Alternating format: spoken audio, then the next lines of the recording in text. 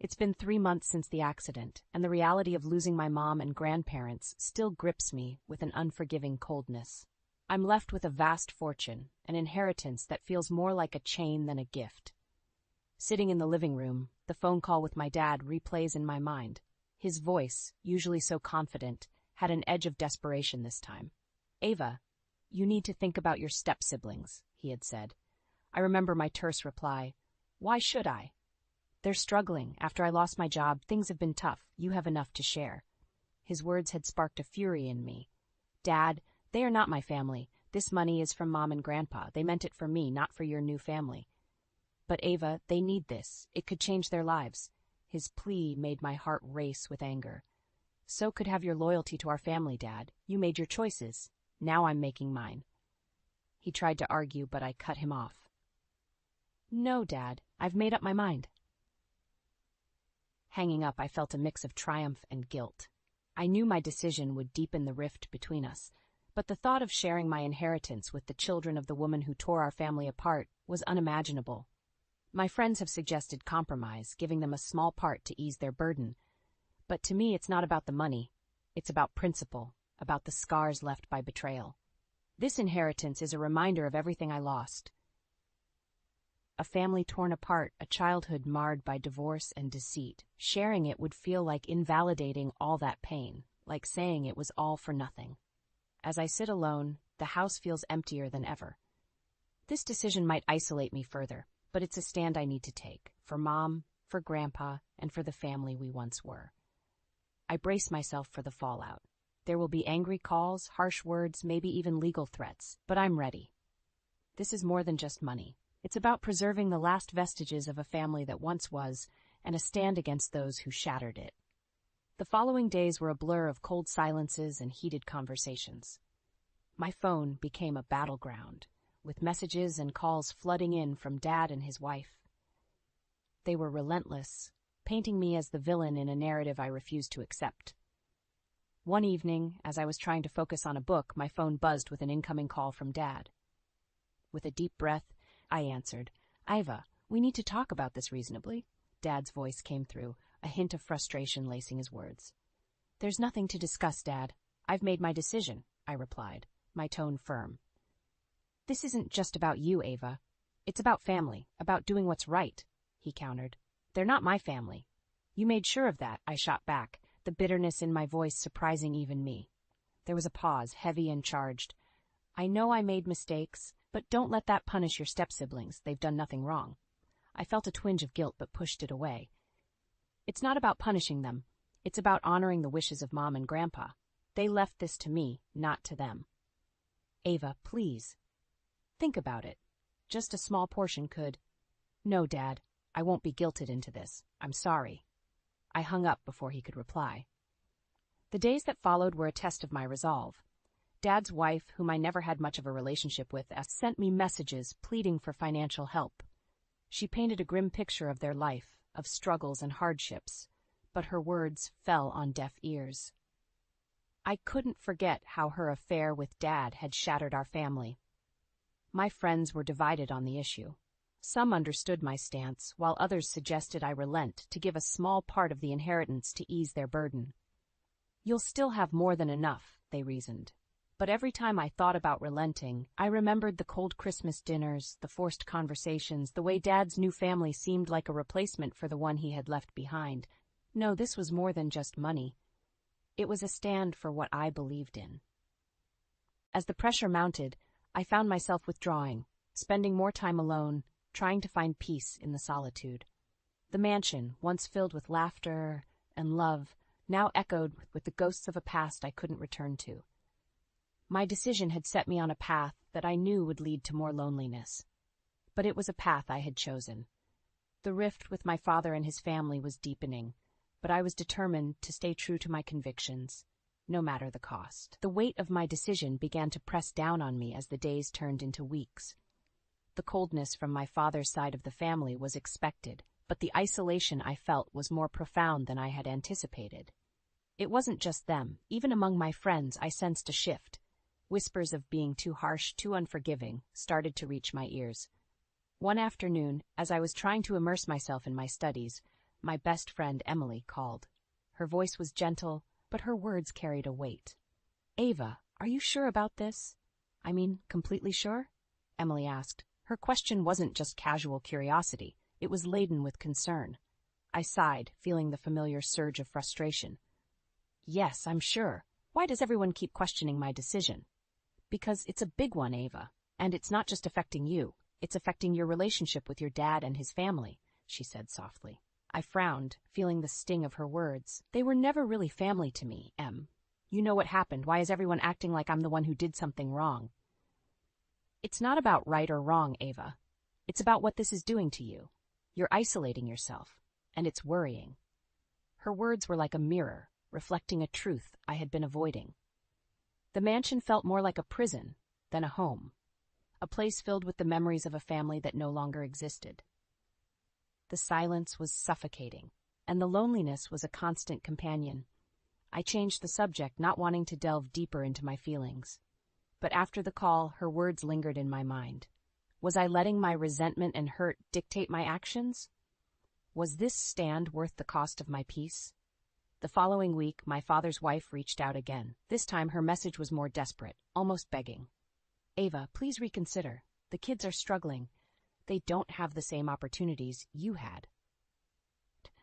Her words were a painful reminder of the disparity between our lives, but they also ignited a spark of defiance in me.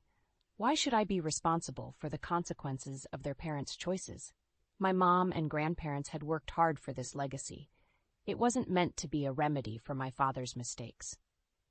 As I lay in bed that night, the mansion around me felt larger and colder than ever. The walls seemed to whisper with echoes of the past, of times when happiness wasn't a distant memory. I realized that this inheritance, this vast wealth, had become a barrier, isolating me from the rest of the world. I was standing at a crossroads, torn between my principles and the growing realization that this battle was consuming me. The question haunted me. Was holding on to this legacy worth the cost of my own happiness and peace of mind? The internal struggle between my principles and the growing isolation became a constant companion in the ensuing days. Each morning, as I woke up in the vast, empty mansion, the weight of my decision and its consequences felt heavier. One particularly gloomy afternoon, I decided to visit Mrs. Jenkins, an old family friend and my mother's confidant. Her quaint cottage, filled with the aroma of freshly baked cookies, was a stark contrast to the cold grandeur of my home. Sitting at her kitchen table sipping tea, I opened up about my turmoil. Mrs. Jenkins listened quietly, her wise eyes reflecting understanding and empathy. "Ava, dear," she finally spoke, "holding on to anger and resentment is like grasping a hot coal with the intent of throwing it at someone else. You are the one who gets burned." Her words struck a chord in me. Was I holding on to this inheritance out of respect for my family's legacy, or was it becoming a tool for my resentment? "But Mrs. Jenkins, it's about principle. My mom and grandparents wouldn't have wanted their hard-earned legacy to go to them," I argued, though a part of me doubted my own words. She nodded. "Principles are important, but so is compassion and peace of mind. Sometimes we must choose battles worth fighting for, and let go of the ones that only bring us pain." Her words lingered with me as I left. The battle I was fighting, was it truly about honoring my family's legacy, or was it a manifestation of the unresolved anger and hurt from my father's betrayal? That night I lay in bed, staring at the ceiling, wrestling with a turmoil of emotions. Part of me clung to the idea of legacy and loyalty, while another part yearned for closure and peace. The following days were a period of introspection. I spent hours walking through the gardens, reflecting on my childhood, the happy memories before the divorce, and the painful ones that followed. I remembered my mom's strength, her dignity in the face of betrayal, and her undying love for me. As I sat by the old oak tree where I used to play as a child, a realization dawned on me. This inheritance was not just a sum of wealth. It was a test of my character. Was I going to let it fuel my bitterness, or was I going to use it to forge a new path, one that would honor the memory of my loved ones in a way that brought peace, not just to me, but perhaps even to those estranged parts of my so-called family? With this new perspective, the decision I had to make began to take a different shape. It was no longer just about money. It was about what kind of person I wanted to be and the legacy I wanted to leave behind. As the days turned into weeks, the weight of my decision and my newfound perspective began to reshape my thoughts. I found myself torn between the desire to uphold my family's legacy and the understanding that clinging to bitterness would only prolong my pain.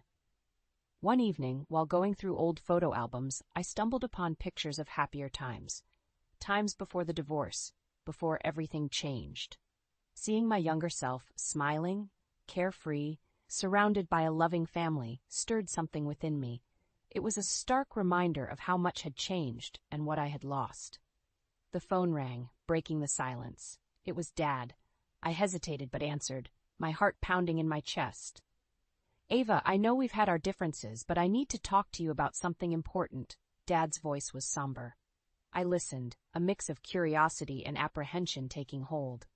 "It's about your step-siblings," he began. "They're really struggling. Your stepbrother, he's been working 2 jobs just to save for college. It's taking a toll on him." His words hit a nerve. Despite my feelings towards them, the thought of anyone having to struggle so hard at such a young age was unsettling. "Dad, I don't know what to say," I replied, my voice faltering.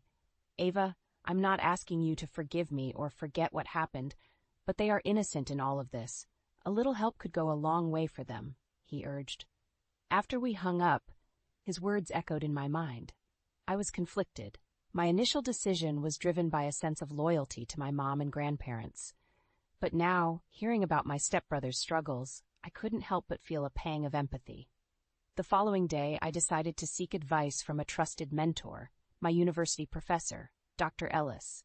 He had always provided me with wise counsel and a different perspective on things.